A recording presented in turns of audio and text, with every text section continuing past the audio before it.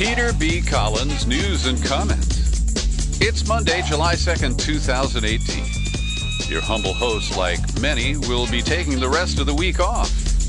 Our next podcast here on July 9th. And as I speak to you, the skies above Northern California are darkened.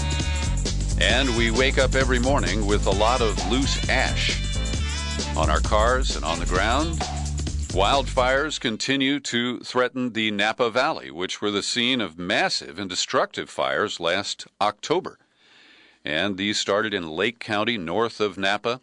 And Lake County has had wildfires of devastating impact, I think 3 of the last 5 years. So Yolo County is also affected. And I cannot cover these natural disasters in the kind of detail that the corporate media can. But I just want you to know that, once again, we are under a severe threat. And, of course, it has nothing to do with climate change whatsoever. Great news from south of the border. Yesterday, AMLO was declared the decisive winner of the presidential election. He gets a 6-year term. And his victory was delayed only by 12 years. That's when he actually won the first time, back in 2006. He took to the streets, blocked the Capitol's Central Square in Mexico City for months. He held a people's inaugural and vowed to never, ever concede. Well, last night he didn't have to concede. He won a landslide victory. The lower house of the legislature is very much in his corner. The Senate results are not all in yet, but it's kind of mixed there. And I've linked to Greg Palast's celebratory report of this significant event. And he's a guy who knows Bernie Sanders, who knew Hugo Chavez, and has met AMLO, whose full name, of course, is Andre Manuel Lopez Obrador. And everyone just uses the 4 initials, and I think we're going to get used to referring to him as AMLO. And the New York Times is already cranking up the fear machine, and Palast correctly points out that the biggest shareholder, the largest single owner of the New York Times today, is Mexico's most wealthy man. I know I can say that. His name is Carlos Slim. And the Times is telegraphing that the people with money in Mexico are worried that AMLO is going to set up a socialist state, try to privatize industry. You know, Pemex, the big state oil company, was the center of scandal, and the result was to sell off portions of it. AMLO says he's going to review those sales and only interfere to those that he believes are corrupt. Nevertheless, he has a socialist agenda to end the drug violence, to cut the salary of the Mexican president and raise the wages of government employees. And he does come off, as Greg Palast compares him, as the Bernie Sanders of Mexico. And, of course, this scares the shit out of the establishment people, not just in Mexico, but here in the United States.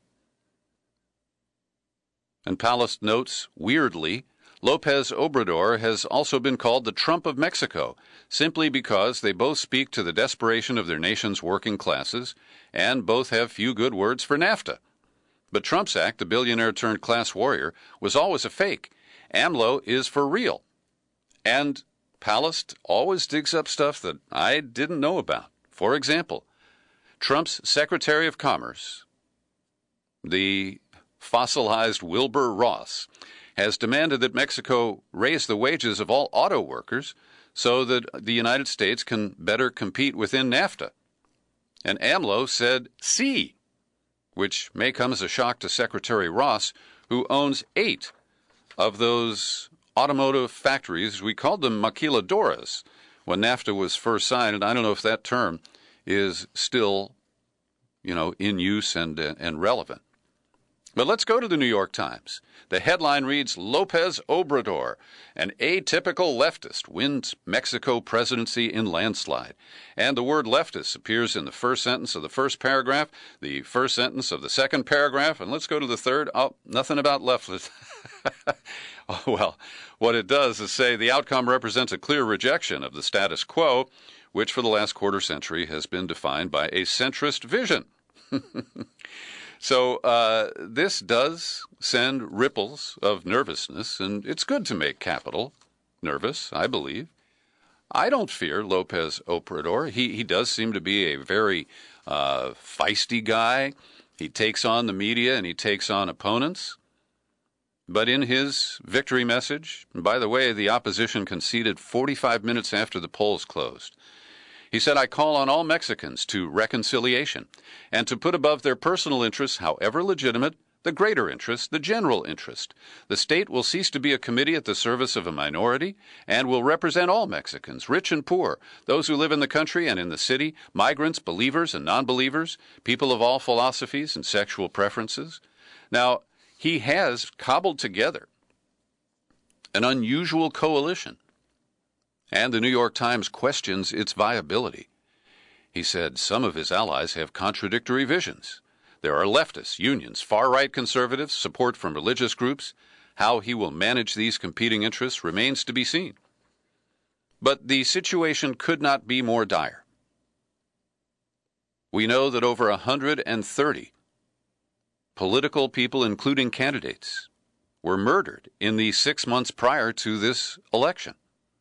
We know about the drug violence and how government officials collude with the drug lords against average people and against some courageous journalists who have tried to report what they saw. And the bottom line for me is AMLO is going to be really clear with Trump. Mexico will not pay for his wall. Now, this leads, of course, to our skirmish at the border launched by Trump, seeking to find hostages that would propel the Congress to fund his border wall and his draconian reforms, he calls them reforms, to immigration. And there's a scathing new report out from the Department of Homeland Security's Office of Inspector General. I'm not surprised by this at all.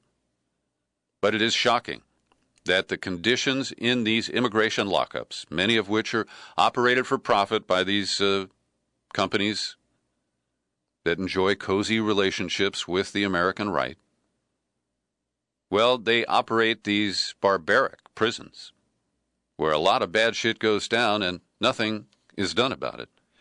The report shows a consistent failure to report alleged or proven sexual assaults, the use of routine strip searches for all detainees, even though these are only supposed to be conducted when there's a reasonable suspicion, and waivers are granted to some facilities to opt out of complying with particular standards.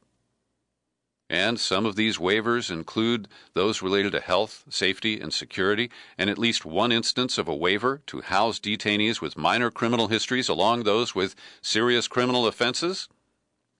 That is against standard procedure. And a little bit later, we're going to talk about how some of those programs have failed here in California prisons. Also, repeated applications for waivers for implementing required fire evacuation, and other safety procedure standards, which are just fundamental to basic human rights. And the usefulness of inspections is further diminished, the report said, by ICE's failure to ensure that identified deficiencies are consistently corrected.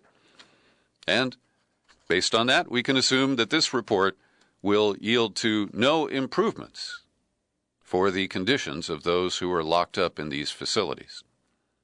Now, there's a whole call from certain quarters to abolish ICE.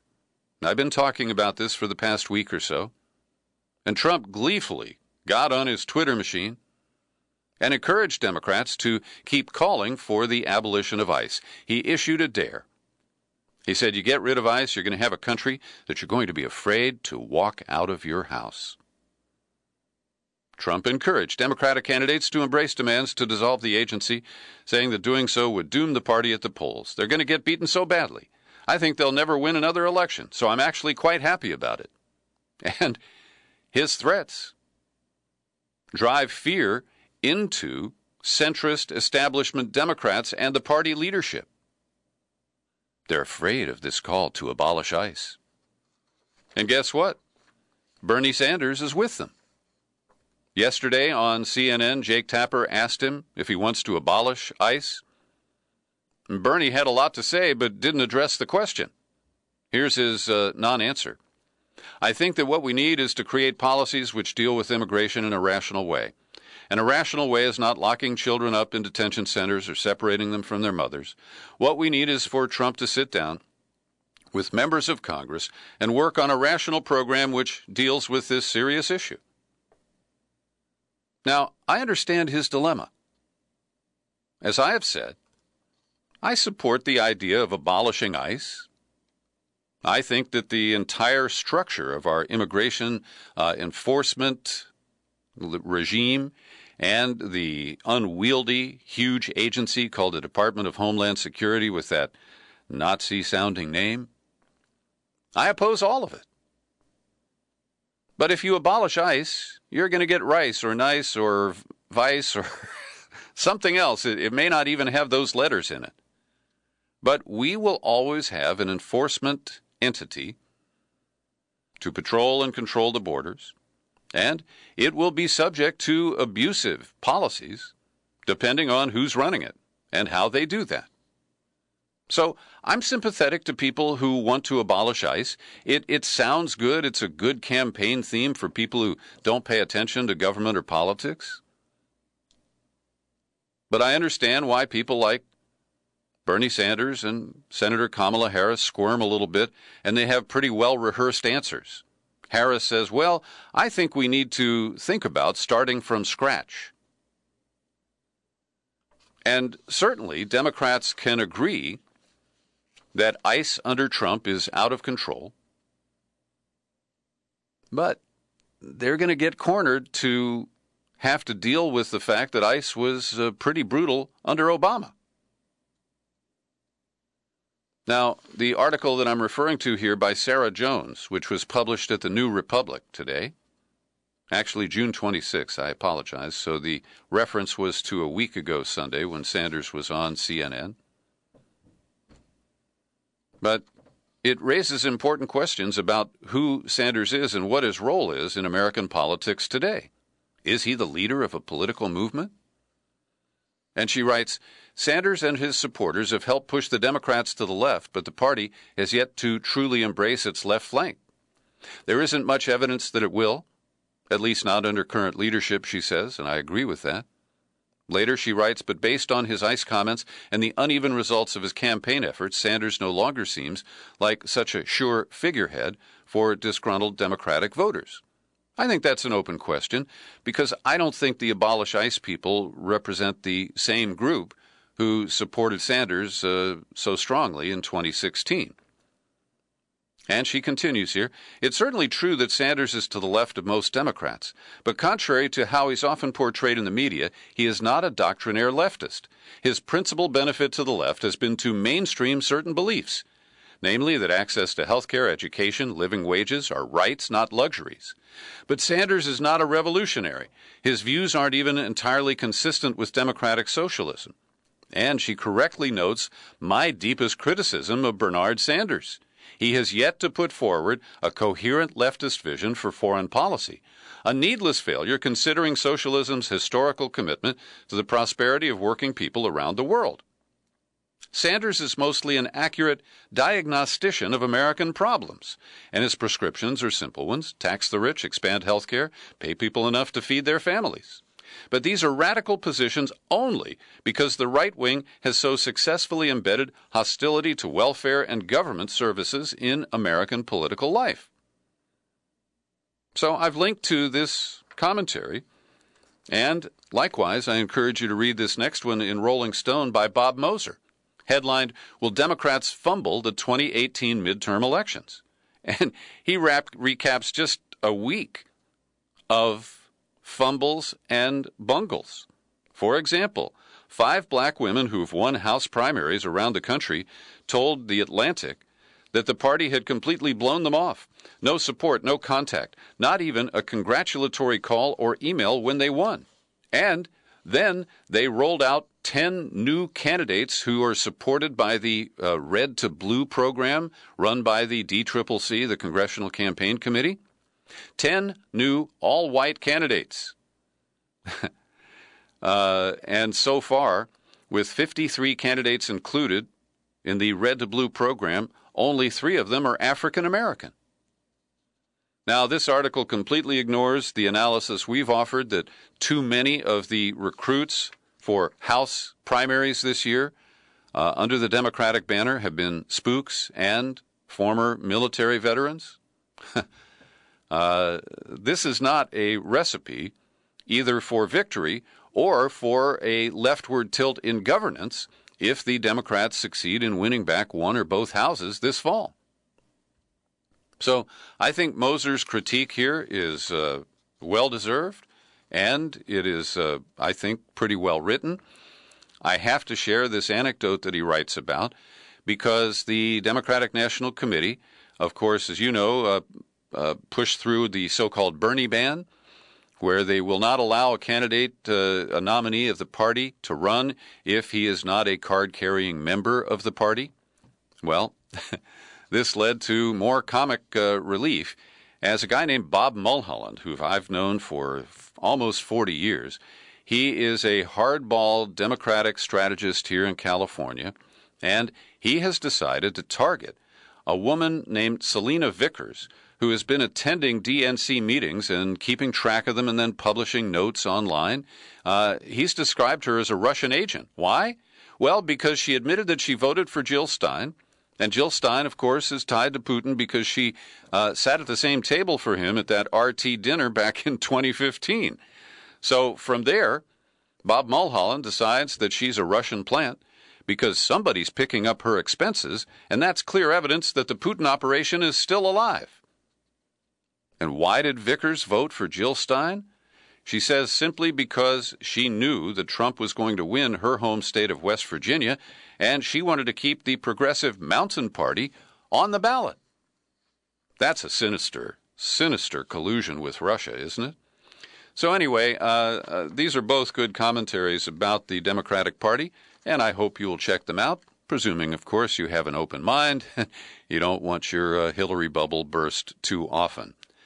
Couple of good articles covering the impact of last week's Supreme Court anti-union decision in the Janus case.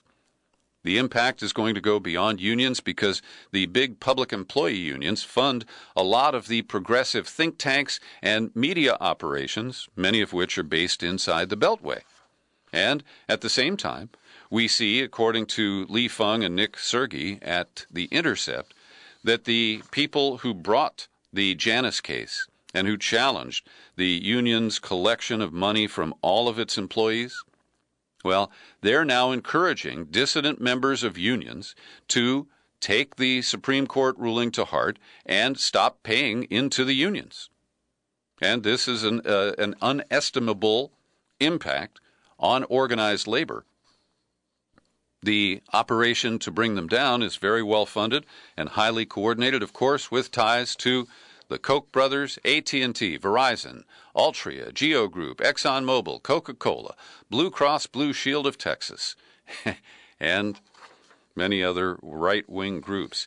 And one of the questions that this brings up for me is I believe that the Supreme Court has to apply the same rationale that it used to tell union members that you can opt out of payments. I want some rights for shareholders. And I'm about to mention a story that recaps last week's incredible blackmail operation by Big Soda here in California. And they basically forced the hand of the legislature and the governor with threats of a ballot measure that would undermine the ability of local government to raise taxes forever. And they traded it for a 12-year ban on new soda taxes enacted by local governments across California. It's really insidious, and it shows the power of money in the people's initiative process here in California. But I happen to be a minor shareholder of the Coca-Cola Company, and I object that Coke is spending my shareholder money, the profits that they should be paying as dividends to me, to try to control governance in California and to try to beat soda taxes that are the right of people to impose. And so this is fundamentally anti-democratic. And if a teacher can tell his or her union, I'm not going to pay my dues because I don't agree with what you're doing, shouldn't I get a double dividend from Coca-Cola because they're misspending my money trying to manipulate politics in the state where I live? Tell me what you think of that argument. I would love to hear. Just email Peter at peterbcollins.com. And let me pause right now to thank the people who support my work at the Peter B. Collins Podcast with your subscription dollars. People like Andrew Rush, Jeffrey Lipinski, Paul Lacombe, Don Cisney. They each kick in $5 or $10 a month. Can you do the same? If you just nodded your head, yeah, I could probably do that. Give up a hipster coffee or, some other minor expense that you could go without. Just log in at peterbcollins.com. Click on the menu tab, pull it down, then pull on Become a Subscriber. You land on the sign-up page, and you can make a choice, 5, 10, 20. Those are the monthly options.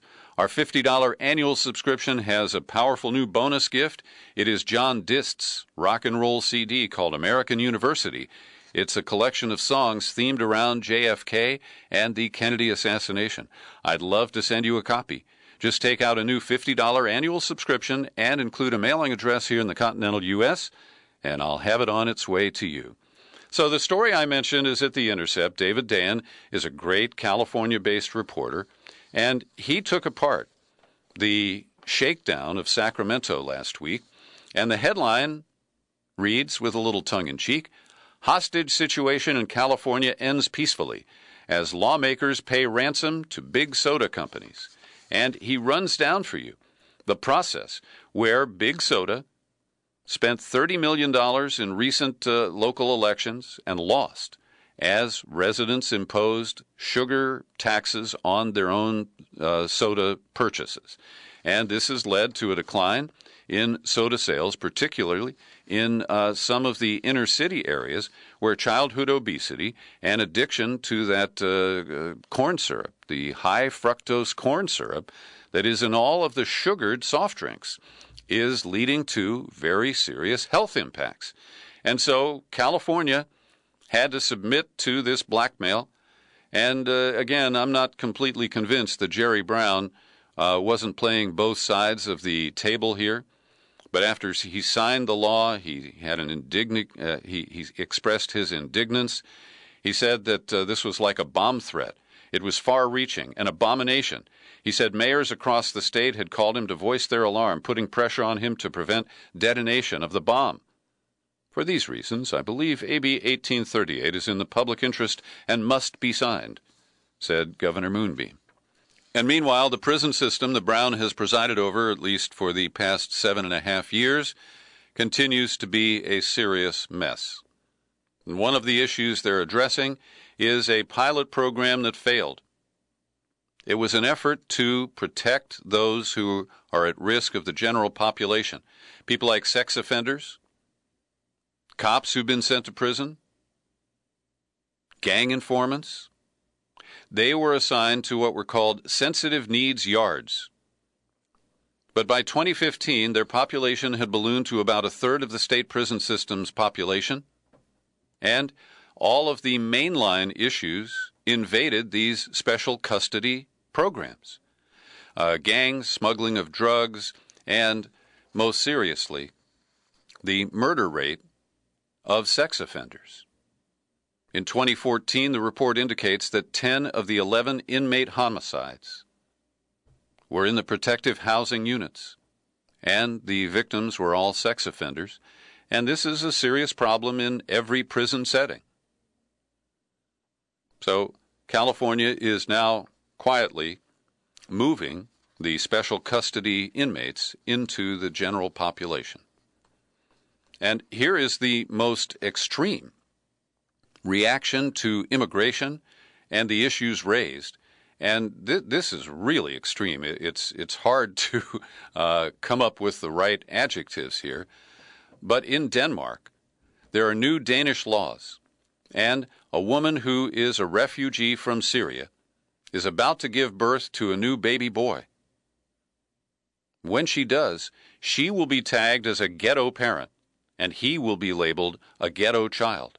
And starting at the age of 1, a ghetto child must be separated from their families for at least 25 hours a week, not including nap time, for mandatory instruction in Danish values, including the traditions of Christmas and Easter, Danish language. Non-compliance with this forced assimilation could result in a stoppage of welfare payments. And, just as an example, regular Danish citizens are free to choose whether to enroll their children in preschool all the way up till the age of 6. Now, some of the other laws that are under consideration would allow courts to double the punishment for certain crimes if they're committed in one of the 25 neighborhoods classified as ghettos. That's kind of like our 3 strikes law here in California. Another would impose a 4-year prison sentence on immigrant parents who force their children to make extended visits to their country of origin, described here as re-education trips, and that would damage their schooling, language, and well-being. And one other regulation would allow local authorities to increase their monitoring and surveillance of so-called ghetto families. Ukraine, of course, is the scene of a lot of controversy. And Max Blumenthal is a courageous reporter who has exposed the U.S. role in the 2014 coup that took out the Yanukovych government. And last week, Congress played host to an actual Ukrainian fascist. His name is Andriy Parubi. He is the proud founder of 2 Nazi-like parties, the Social National Party and the Patriot of Ukraine. And he was hosted in Washington, D.C. He's now the Speaker of Ukraine's parliament. And the American Foreign Policy Society held a meeting inside the Senate.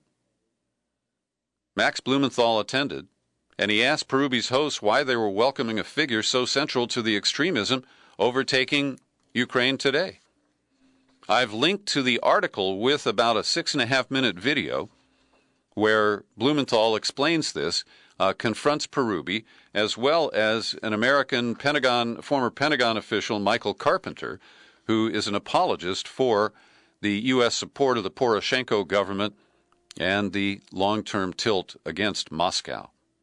And as Parubi visited in Washington, he held meetings with the Speaker of the House, Paul Ryan, and Undersecretary of State for Arms Control, Andrea Thompson, who described an excellent meeting with a proactive leader.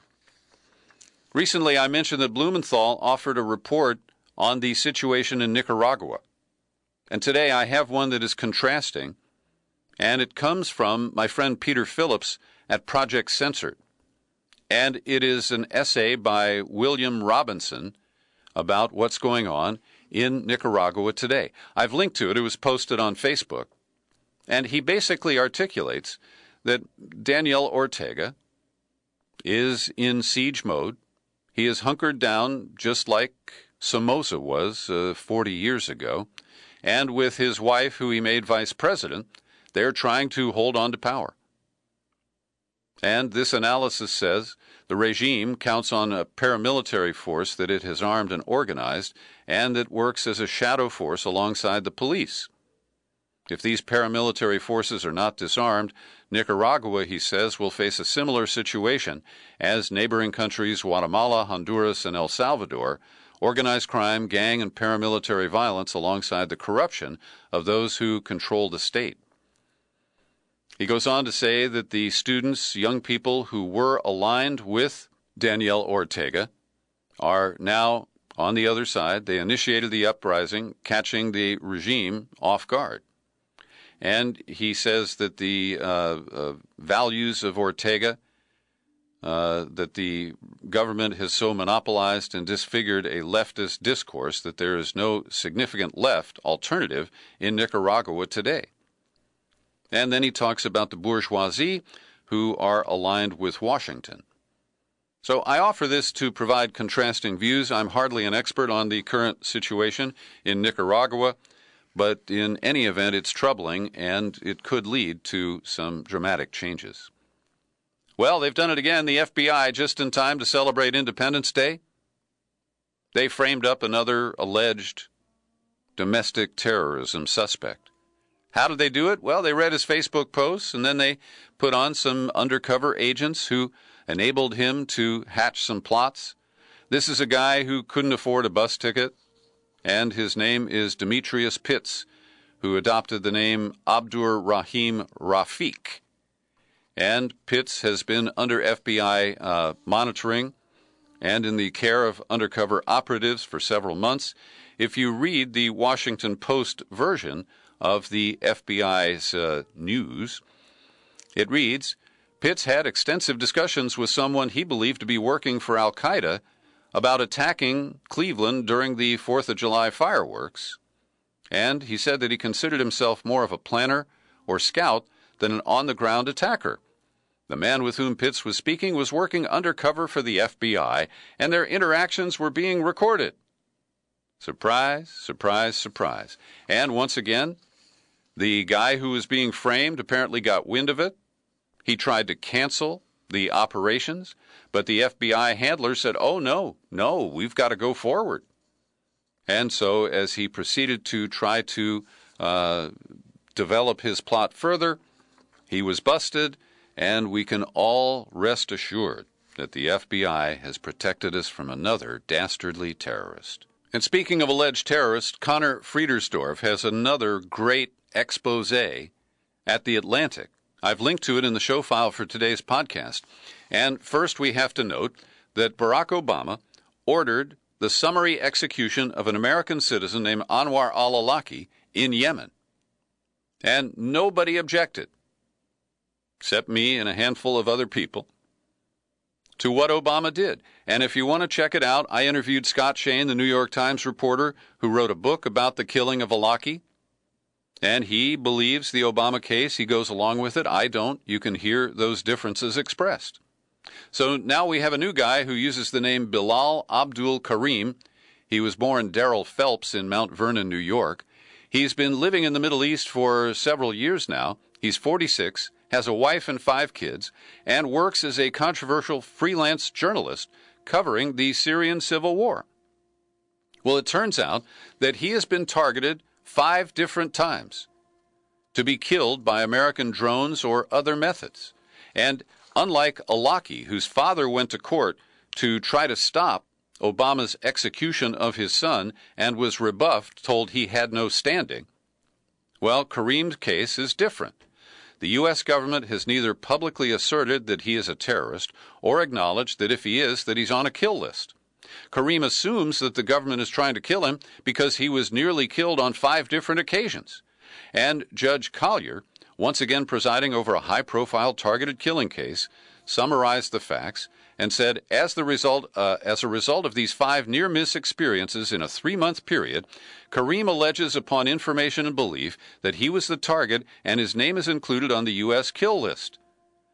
And as a result, she is giving him some limited protection from the court, and this could lead to a court order forcing the government to divulge who is on the kill list, particularly American citizens, before they pull the trigger. It's a very important story, and I hope you'll find the time to click on the link and read it for yourselves. Well, Rudy Giuliani was giving a speech to the murky Iranian terrorist group called MEK, Mujahideen-e-Khalq. And this group has been on and off the terrorist watch list here in the United States, depending on what usefulness we thought they offered us, either in Iraq or in Iran. And over the weekend, there was a meeting in Paris where Rudy Giuliani called for regime change in Tehran. And shortly thereafter, French police busted an Iranian diplomat claiming that he had a bomb plot aimed at this conference. Now, Iran dismisses it as a false flag attempt, but our coziness with MEK undermines a lot of what we claim about the moral high ground around about terrorism in the world today. And a couple more stories for you quickly here. Trump is standing firm on his tariffs that are kicking in this week. I believe they're going to hammer the U.S. economy and lead to layoffs and a reduction in manufacturing, the exact opposite of what Trump claims we're going to see. He says, oh, this is going to go away real fast. Every country's calling every day saying, let's make a deal, let's make a deal. It's all going to work out. We shouldn't worry about a thing. Well, I'm concerned because this emotional and arbitrary approach to imposing tariffs is going to destabilize markets around the world, and it's already starting. And this could lead to what is called the FART Act. And this is too good to be believed at this point.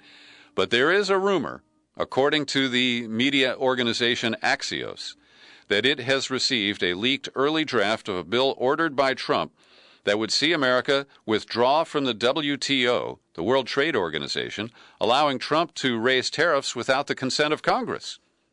And the bill is referred to as the United States Fair and Reciprocal Tariff Act, or the U.S. FART Act.